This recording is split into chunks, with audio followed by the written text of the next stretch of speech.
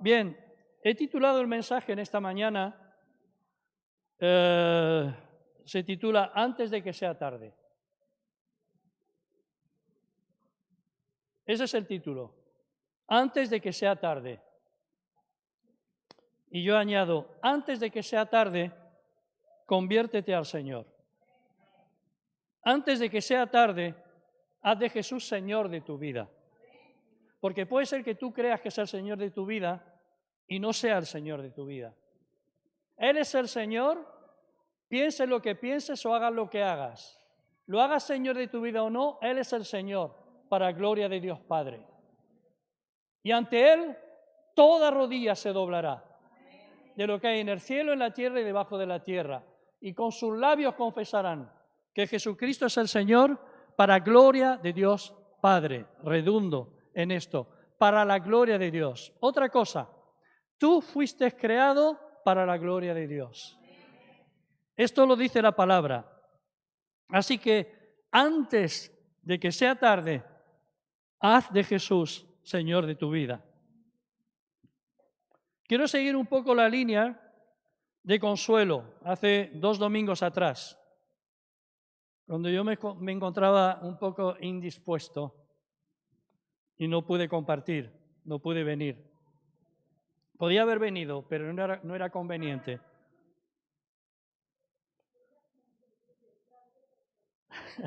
Porque soltó lo que no tenía que soltar delante de todo el mundo.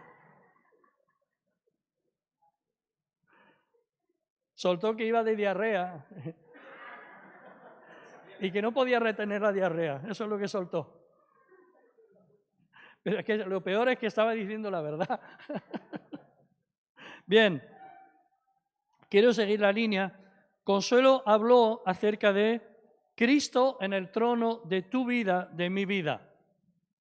Amén, ¿os acordáis los dibujitos, las proyecciones? Que lo que Cristo quiere no te obliga a hacerlo, pero Él quiere ser el que se siente en el trono de tu vida. Y cuando Cristo está en el trono de nuestras vidas, todo se vuelve armonía en nuestra vida. Y nada viene a nuestra vida sin permiso de aquel que está sentado en el trono. Y eso me encanta. Nada te tocará sin permiso de aquel a quien has hecho Señor de tu vida. Quiero continuar también un poco la línea de Gilberto, un mexicano, no sé si descendiente de los aztecas o de los mayas. Me viene siempre el chiste, ¿me ha llamado alguien? Hazte cargo tú. No. Somos la sal de la tierra. Yo quiero preguntarte, esto lo compartía en el grupo de oración el lunes. ¿Sabes de dónde viene la palabra salario? ¿Qué es el salario? Tiene otros nombres. Jornal, pago por tu trabajo. La palabra salario viene de sal. ¿Sabéis por qué? Porque se dice, se cree que cuando no tenían monedas o no tenían dinero, a los soldados romanos se les pagaba con sal.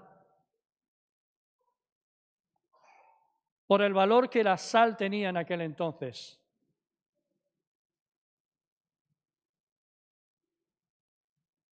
Así que lo que Jesús está diciendo en pocas palabras cuando dice soy la sal de la tierra, no solamente está hablando de que la sal, ¿cómo se dice? Da sabor y preserva de corrupción, de que los alimentos se pudran por causa de la acción de las bacterias. También está diciendo Jesús, vosotros sois lo más precioso que tengo sobre la tierra, lo de más valor. Porque la sal tenía un precio incalculable en tiempos de Cristo. Y en algunas culturas sigue teniendo un precio alto.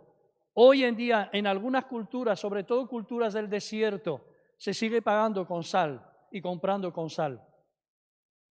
Y de ahí viene la palabra salario.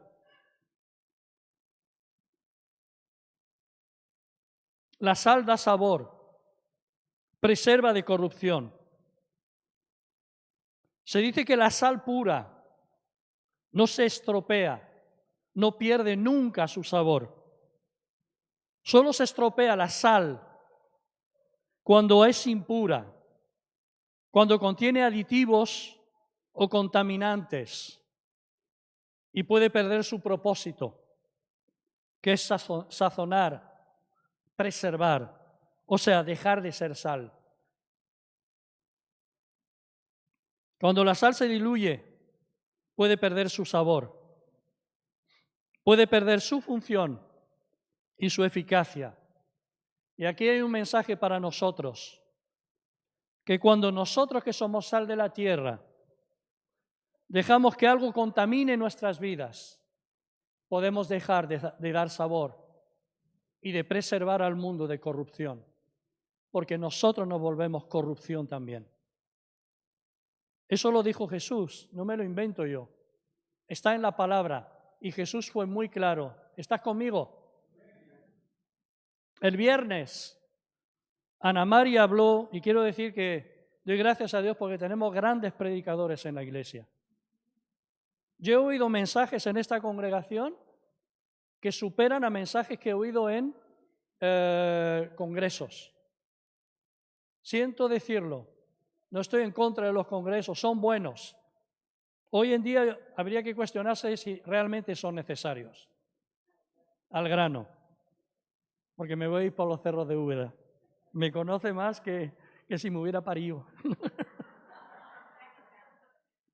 El viernes Ana Mari habló de hacer las cosas con excelencia, especialmente en el servicio de Dios. ¿Fue así, Ana Mari? Yo quiero matizar, recalcar que Dios nos ha llamado a servir con excelencia. Excelencia no es perfección. Si podemos hacerlo con perfección, genial.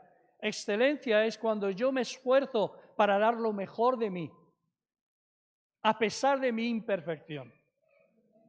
Y Dios nos ha llamado a hacer las cosas, no solamente servirle a Él, sino servir a mi prójimo con excelencia. Ser excelentes. Tú has sido llamado a ser excelente. Tal vez alguien no confió en ti, no creía en ti, te menospreciaron, pero Dios te vio, te salvó, te ingresó dentro de su cuerpo, que es la iglesia, te dio dones para que sirvas con excelencia, no con mediocridad, no las obras. Y de eso se encargó Jesús, de recordarlo una y otra vez a sus discípulos. ¿Estás conmigo? ¿Y sabéis qué? La predicación de Ana Mari del viernes confirmó lo que voy a compartir en esta mañana. Lo confirmó. ¿Por qué? Porque sin saberlo ella y sin saberlo yo, pues no nos hemos llamado por teléfono, ella habló de Salomón y de la caída de Salomón. Y yo esa misma mañana, plasmando la enseñanza, plasmé de Salomón y de cómo Salomón, al final de su vida, casi se aparta de Dios. Y también la palabra de hoy, unida a la del viernes, confirma que lo que compartió Ana Mari venía de Dios. ¿Amén? Deciros que la salvación es gratuita. Se recibe por fe, por creer en Dios, en Jesucristo, a quien Dios envió al mundo. La salvación es posible por el sacrificio de Jesús, por la cruz, lugar donde toda la ira de Dios cayó sobre un hombre perfecto, sin mácula, sin mancha, sin pecado, a quien se le llama el Cordero de Dios, que quita el pecado del mundo. La ira de Dios cayó sobre él, y por mi fe en él, esa ira que yo merezco, que yo merecía recibir, no caerá sobre mí, porque Jesús pagó el precio por mí. Y canceló la deuda que yo tenía para con Dios. Si yo creo esto de todo corazón y lo confieso con mis labios, seré salvo, dice la palabra. Eso dice la Biblia. Está escrito. Hay algunas cosas que no están escritas y no solo está escrito, no, el futuro lo trazo yo. Pero hay cosas que están escritas en la palabra y necesitamos creer en ellas. En ellas. La salvación viene por Jesús. Pero, y siempre hay un pero, siempre. La conversión no es automática. La salvación viene por Jesús, pero la conversión viene por mí. Amén. La conversión es el resultado de mi respuesta a la salvación. La conversión es automática. La conversión ocurre cuando yo alineo mi mente y pensamientos con la palabra de Dios. Cuando yo alineo mi mente, pensamientos y voluntad a la voluntad de Dios. Cuando yo tomo la decisión de negarme a mí mismo para vivir de acuerdo a lo que Dios espera de mí. Pero yo necesito, para poder vivir de acuerdo a como Dios espera de mí, saber qué es lo que Dios espera de mí. ¿Estás conmigo? La pregunta es, ¿sabes lo que Dios espera de ti? Porque puede ser que lleves 30 años viniendo a la iglesia y no saber lo que Dios espera de ti. Y no sé dónde irás. Por eso, antes de que sea tarde, conviértete al Señor. Antes de que sea tarde, haz de Jesús Señor de tu vida. Se me traba la lengua. En el alinear mi voluntad y mis acciones con la voluntad y la palabra de Dios, paro de vivir centrado en mí para vivir centrado en Dios. Y de esa forma yo me convierto, porque soy yo que me convierto en un discípulo de Jesús. Lo repito, tal vez no te interesa, pero tú tienes derecho a que no te interese. Tal vez aún no lo entiendes bien, pero yo desde aquí quiero enseñar lo que es correcto y lo que dice la palabra. Porque te van a hacer bien a ti y a tu familia y a la gente que te rodea. Amén. Y hay mucha gente que necesita hablar de Jesús. El otro día fui a comprar, me conozco a los pakistaníes y los indios, los hindúes, indios, todos los que tienen frutería, porque voy mirando a ver precio de las cerezas aquí, precio de la fresa ahí, precio. La cónsul dice, vamos a comprar fresa. Yo tengo mi recorrido, ¿no? Y hay uno que se ha hecho medio amigo mío, un indio. Le digo, ¿tú eres de la India? Sí. Ah, yo fui a la India. Oh, ¿dónde? A Lucknow. Estuve en Lucknow. Nawabganj.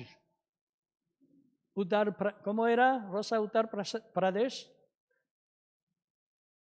Y le dije, ¿sabes? Yo he viajado en un tren de la India, en primera. ¿Os acordáis? Consuelo, Rosa en primera. Hay primera. Si primera era como era, imaginaos los vagones después de primera como eran. Amarrados con correas a las ventanas.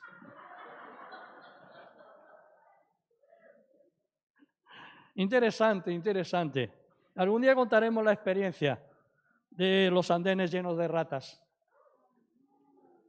Bueno, eso es otra historia. Pero ¿sabes qué? Empezamos a hablar, no quiero enrollarme porque me voy por los cerros de Úbeda. Y le digo, cuando me despachó, le pago y le digo, namaste, ¡guau! Namaste. Ahora cada vez que me ve, el otro día lo vi por la acera y venía con su turbante porque es Sikhs. Y decía,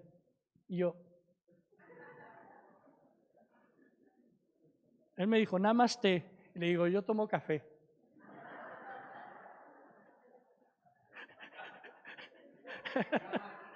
No hay más té, no hay más té. Tómate un poleo. Había una abuelita, estaba mirando en la fruta y es que al final te tienes que dar cuenta que tú vales mucho más de lo que crees que vales. Porque yo siempre me he menospreciado. Bueno, no me quiero perder. Estaba la abuela hablando con otra persona y estaba hablando de sus penurias. Y yo le dije, perdóneme que me meta. Se me queda mirando la abuela. Le digo, usted tiene que seguir viviendo, pero es que no sabe usted por lo que ha pasado. Su hermano le habían operado de cáncer, no sé qué, un hijo, había perdido un hijo con no sé qué, no sé cuánto. La mujer estaba amargada, empecé a hablar con ella. La vida sigue, la vida sigue, la vida sigue. En mi mente, háblale de Jesús, pero soy tan cobarde que no le hablé de Jesús. Y lo reconozco. Y me di cuenta que me acerco a la gente y puedo hablar con la gente. 4 personas esa mañana, me acerqué a ellas, hablé con ellas. Y yo quiero cambiar, yo quiero ser alguien que habla de Cristo. No solamente que les deja palabras bonitas para animar, sino alguien que habla de Jesús. Soy muy bueno enseñando y predicando, pero soy fatal para llevar el nombre de Jesús a la gente que no lo conoce. Así que orad por mí. Y quiero hacerlo, ¿eh? Y Dios sabe que quiero hacerlo. Un pero, la conversión.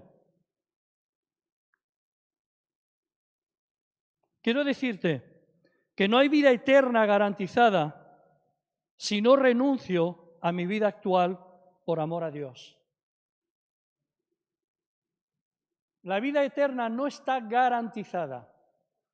Es segura cuando Jesús es el Señor de mi vida, pero no está garantizada. Y no lo digo yo, lo dijo Jesús. No todo el que me dice Señor, Señor, entrará en el reino de los cielos, sino el que hace la voluntad de mi Padre que está en los cielos.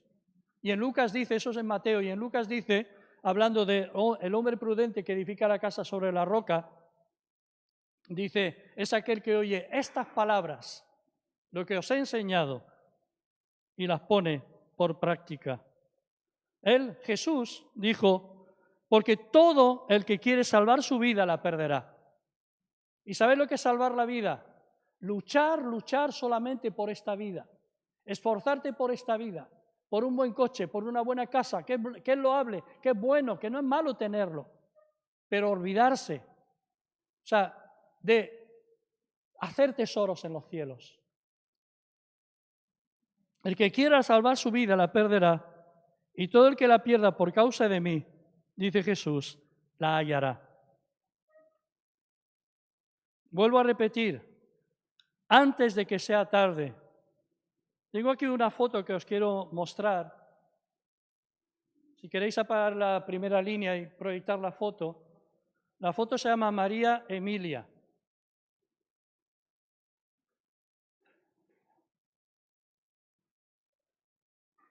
¿Quién aparece en esta foto?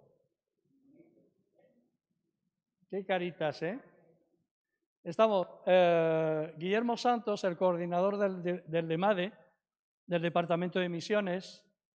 Está Juan Moisés García, que en ese tiempo era de la directiva y el jefe de estudios de la Escuela de Misiones, y una chica llamada María Emilia. Os quiero hablar de esta chica. No sé si leísteis, habéis leído un artículo, una tragedia, un accidente que ocurrió en Lepe, en la provincia de Huelva, el sábado, no este, sino el anterior, que murió una chica, una mujer, 40 años, era ella. Y murió de la forma más absurda. O sea, lo vengo a decir porque ni siquiera el llamado te garantiza una vida longeva. Porque esta chica tenía un llamado de Dios, fue a prepararse a la escuela de misiones y se licenció en la escuela de misiones. No sé si estaba en el GMP, el Grupo de Misioneros Potenciales, no sé, los que habéis estado en la escuela de misiones y la conocisteis, es de la 9ª promoción. De la 9ª promoción. ¿Tú la conocías? ¿Lo sabías? ¿Lo que le había pasado?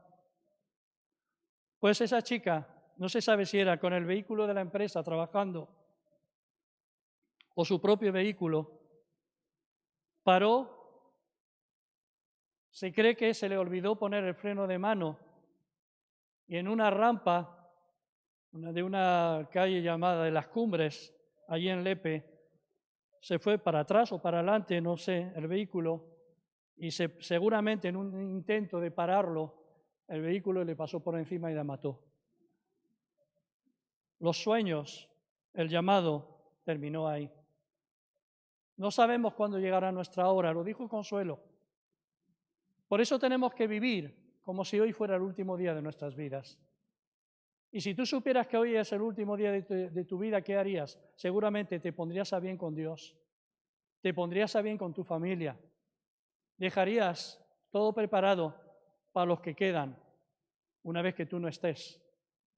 Mirarías las asignaturas pendientes que tienes del pasado y empezarías a arreglar esas asignaturas pendientes. Me refiero a una relación no perdonada, no arreglada, un abrazo que no diste, un beso que tampoco diste, porque los valores cambian cuando nos enfrentamos a la realidad de lo frágiles que somos como seres humanos.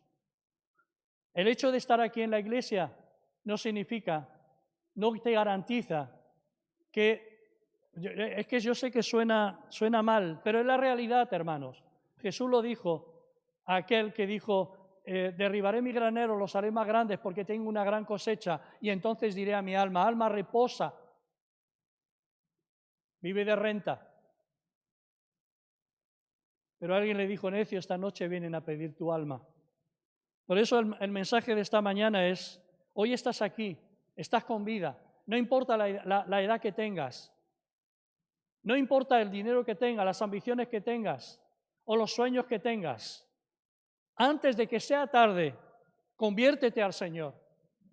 Porque si no lo haces, cuando abras tus ojos en el más allá o como se llame, puede ser que te abran los ojos en un lugar que no es el lugar que tú esperabas donde los ibas a abrir. Por eso he dicho en esta mañana, agárrate, porque a veces se predica un evangelio tan light, tan débil, a veces tan falso, que tiene apariencia de verdad, pero no es verdad. No es verdad. Ojo con los evangelios que se predican. No sé si visteis el reportaje ¿cómo se llama? De investigación de La Sexta del viernes. Y algunos se indignaron por los periodistas. Yo me indigné por lo que vi, no de los periodistas, sino por el concepto de evangelio que tienen en algunos lugares.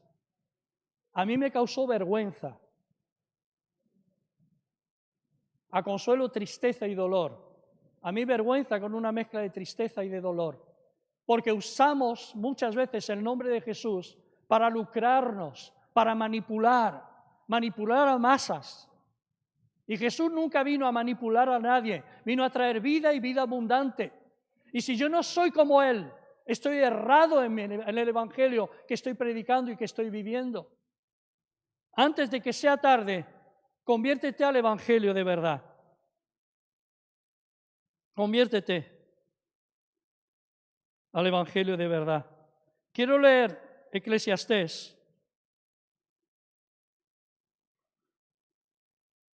Capítulo 12. Algo interesante. Versículo 1, del 1 al 7. Eclesiastés se cree que lo escribió Salomón. Salomón viejo, mayor. Un Salomón que había aprendido de la vida y posiblemente aprendido de sus propios errores. ¿Estás conmigo? Dice, aconsejando a una asamblea. Eclesiastés viene de eclesia, que significa iglesia, asamblea. Y en esa asamblea estarían su familia, tal vez sus consejeros, tal vez la gente que estaba bajo su gobierno, los miembros, los políticos, no se sabe quién estaba ahí bajo, tal vez los sacerdotes, los que servían en el templo que él había levantado. Y dice, él está hablando de lo efímera que es la vida, lo corta, efímero, es algo que hoy está como la niebla y sale el sol y se disipa. Efímero es algo que dura poco. Y la Biblia dice que la vida del hombre es como la flor del campo, la hierba del campo, que hoy está en todo su esplendor, pero pega el sol, se seca, se muere, se marchita y nadie se acuerda más. Así es la vida del hombre. Y sobre todo los que hemos llegado ya a cierta edad. Yo veo el 7 cabalgando, el 7 de 70. Me faltan 10 meses, 9 meses, 10 meses, para cumplir 70 años. Qué efímera es la vida, qué rápida pasa. Dice, acuérdate de tu Creador en los días de tu juventud, antes que vengan los días malos. Y esto lo escribí esta semana, antes de algunas noticias que luego he ido escuchando. Dice, y lleguen los años en los que digas, no tengo en ellos contentamiento. Yo me acuerdo cuando jugaba al frontón, al frontenis, y al tenis, y al pádel, que yo dejé de jugar al pádel con 55, 56 años. Algunos jugaron conmigo y vieron lo malo que era jugando al pádel. y dejé de jugar por una ciática. Yo había pagado 2 horas de pádel. Y a la media hora empecé con un dolor renqueando la pierna, pero yo había pagado 2 horas. Y estuve las 2 horas renqueando, que venía la pelota y yo iba...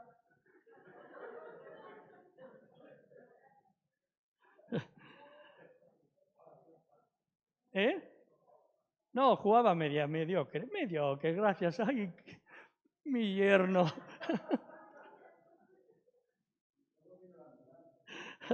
No, vino al hospital y el fisio y los pinchazos.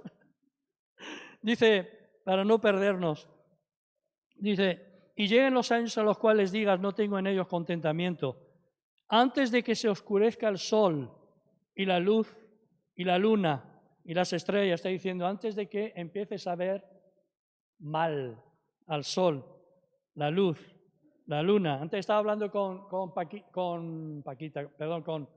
Milagros. Estábamos hablando de las cataratas. Las cataratas. Estamos en esa edad. Teresa, estamos en esa edad. Dice, cuando tiemblen los guardas de la casa, y se refiere a las piernas, y se encorven los hombros fuertes. Ayer le decía a Consuelo, ¿yo cómo camino así?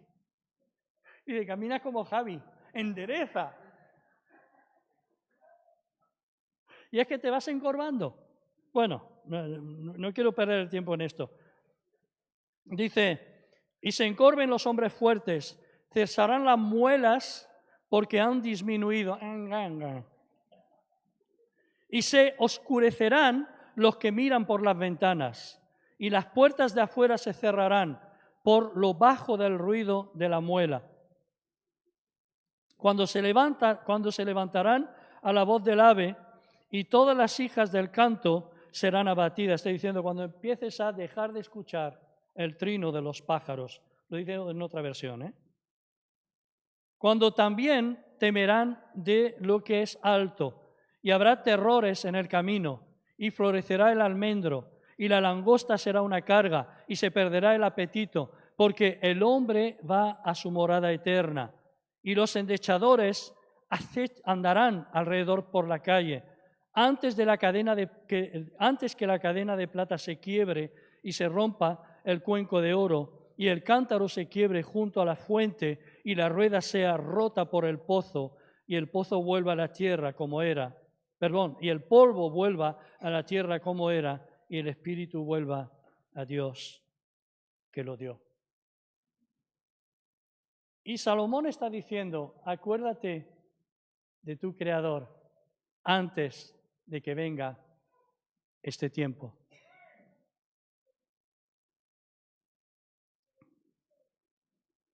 Quiero solamente un detalle de todo lo que he leído destacar en esta mañana.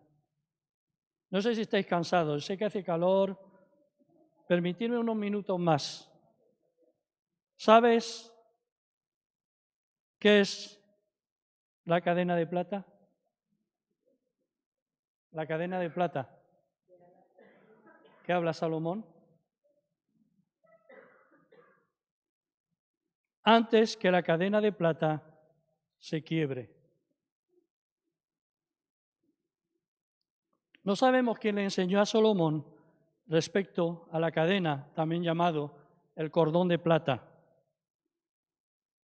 Lo que sí sabemos, ahora voy a explicar qué es. Lo que sí sabemos es que Salomón recibió una sabiduría sobrenatural de parte de Dios y que él mismo fue adquiriendo más y más sabiduría y conocimiento, hasta el punto que dice que el mucho conocimiento es, oye, ¿cómo se me ha ido la palabra? Fatiga del alma. El mucho saber. No se sabe. En Eclesiastés 1:17 dice, Salomón dice, dediqué mi corazón a conocer la sabiduría y también a entender las locuras y los desvaríos. Impresionante lo que dice. Conocí que aún esto era aflicción de espíritu. Entonces no se sabe cómo Salomón supo de lo que era. No sé cómo estará, qué es la traducción real de cordón de plata o cadena de plata en el hebreo original, no lo sé, pero está traducida como cordón de plata en una versión y cadena de plata en otras. Sabemos que Salomón recibió una sabiduría sobrenatural y que él mismo fue adquiriendo más y más sabiduría y conocimiento. Tal vez él oyó del cordón de plata porque terminó practicando el esoterismo.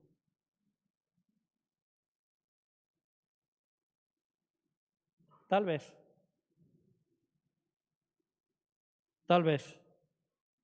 El cordón de plata es lo que usan aquellos que practican eso es lo que dicen aquellos que practican viajes astrales. ¿Sabéis lo que es viaje astral? Es el alma que se separa del cuerpo. Y los que practican viajes astrales, yo estoy totalmente en contra de eso. Aunque tenga una connotación cristiana, está fuera de lugar. Eso es esoterismo. Es esotérico. Y ellos dicen que ven cómo el alma no se pierde por el espacio porque sigue unida al cuerpo con un cordón de plata. Y lo hablo porque está en la Biblia, porque son detalles que muchas veces se nos pasan por alto. Tal vez porque lo que había en Salomón le llevó a anhelar, aprender, averiguar, conocer, leer, rodearse de gente de diferentes culturas, creencias y prácticas. O tal vez él supo de la existencia de ese cordón de plata porque se casó con mujeres paganas, adoradores de otros dioses. Tal vez algunas practicaban la hechicería, el esoterismo o las artes mágicas, blancas o negras, da igual el color. En Primera de Reyes podemos ver la decadencia, no lo vamos a leer, de Salomón.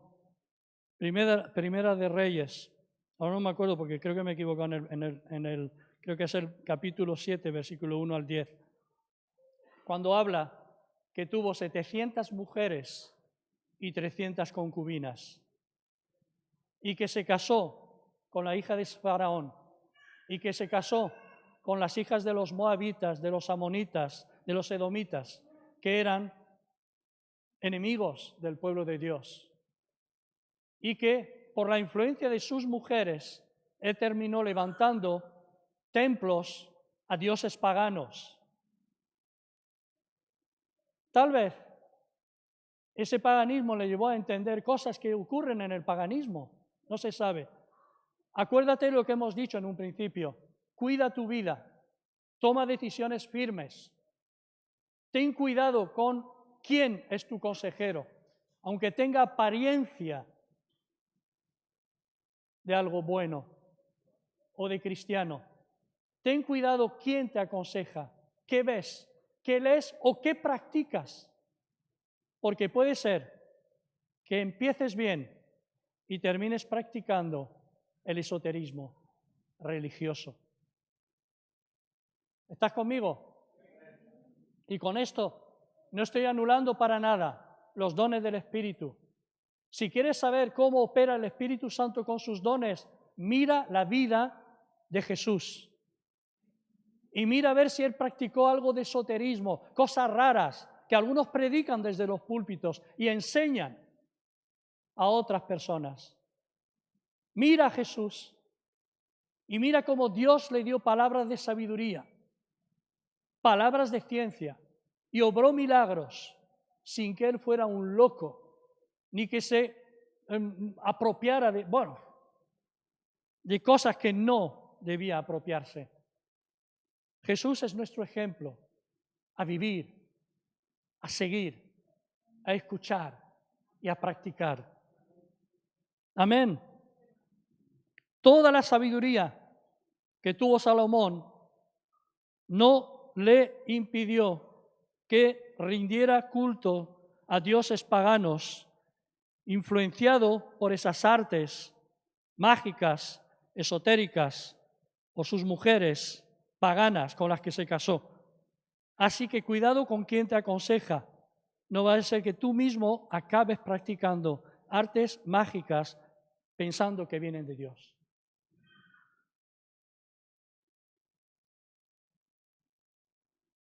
Amén. La pregunta para ir concluyendo. El ir concluyendo es que hemos llegado arriba como la montaña rusa y ahora bajamos. La pregunta es, si yo quiero preguntar, ¿cuánto, y responde de verdad, cuántos de los que estáis aquí, hombres, mujeres, da igual la edad que tengáis, igual tenéis canas como yo, o tenéis el pelo lindo, algunos no tienen canas, pero porque se lo tintan, ¿eh? ¿No, Consuelo? Mi pregunta es, quiero que seas muy sincero, que lo pienses, si quieres de verdad. ¿Cuántos de los que estamos aquí queremos ser discípulos de Jesús? ¿Cuántos? La pregunta es, ¿entonces estás dispuesto a pagar un precio? ¿Estás dispuesto a que Dios trate contigo? ¿Estás dispuesto a que la palabra de Dios te confronte y te transforme? ¿Estás dispuesto a obedecer la palabra de Dios? ¿Estás dispuesto a amar a Dios con toda tu alma, fuerzas, mente y corazón? ¿Estás dispuesto a amar a tu prójimo como a ti mismo? Hemos perdido fuelle con el amén. Empezó un amén, sí. Amén, amén, amén. Pero le doy gracias a los que habéis estado diciendo amén. Vale, amárrate al banco, agárrate.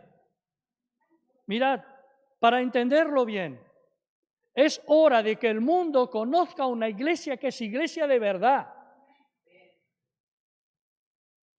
Y para esto estás tú aquí en esta mañana, para recibir consejo y orientación, para ser iglesia de verdad.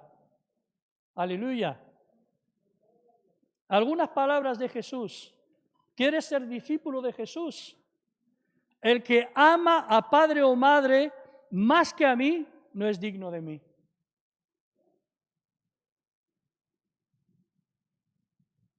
No para ahí. El que ama a hijo o hija más que a mí, eso lo dijo Jesús a sus discípulos, no es digno de mí. El que no toma su cruz y sigue en pos de mí, no es digno de mí. Así que es fácil decir sí a las preguntas. Pero Jesús dijo que tenemos que ser como aquel que quiere edificar una torre. Tenemos que calcular primero si vamos a poder acabarla.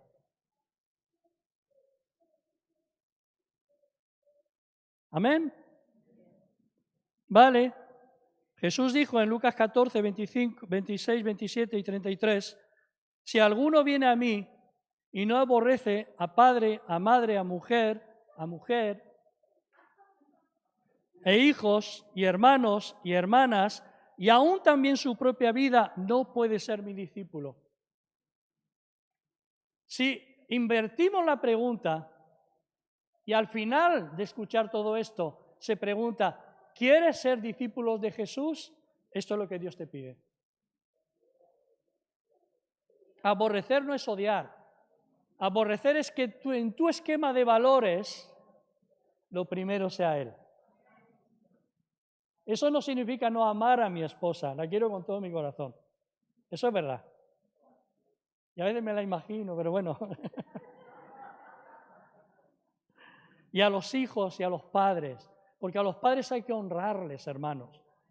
No es, ahora soy seguidor de Jesús, hasta aquí ha sido mi padre. No, ¿qué va? Hay que entender bien la palabra, para eso hay que explicarla bien. Gracias por corregir. Necesitamos saber cuál es la voluntad de Dios en cada área de nuestras vidas. Y termino diciendo esto. Necesitamos aprender no solamente a amar, sino valorar y apreciar aquellas cosas que aparecen en la Biblia de forma remarcada. Por ejemplo, hay más de 500 referencias en la Biblia respecto a amar. Si hay más de 500 referencias, eso significa que en la iglesia se tiene que enseñar a los discípulos a amar. ¿Y qué es el amor verdadero? Hay varios centenares de referencias en la Biblia respecto al perdón. Eso significa que el perdón tiene que ser enseñado en la iglesia, abarcando más de 200 pasajes según los textos originales. La fe o pasajes que hablan de la fe. Hay más de 250 referencias en la Biblia respecto a la fe. La Biblia contiene más de 650 referencias directas respecto a la oración. Eso significa que la oración es importante en la vida del creyente. En la Biblia hay alrededor de 180 referencias directas o indirectas sobre la unidad, enfocadas a la armonía, el amor fraternal y la edificación mutua en la comunidad.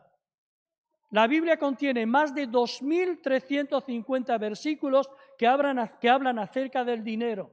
¿Por qué nos da miedo predicar los valores que encontramos en la palabra de Dios respecto a la economía? Hasta aquí todo bien, pero eso no. Pues mira, si quieres ser un discípulo, tú tienes que conocer cómo debes de administrar tu economía. Y no solamente en la iglesia, sino fuera de la iglesia. Porque te va a ir bien. Te va a ir bien. El 40% de las parábolas de Jesús tratan sobre el tema de la economía.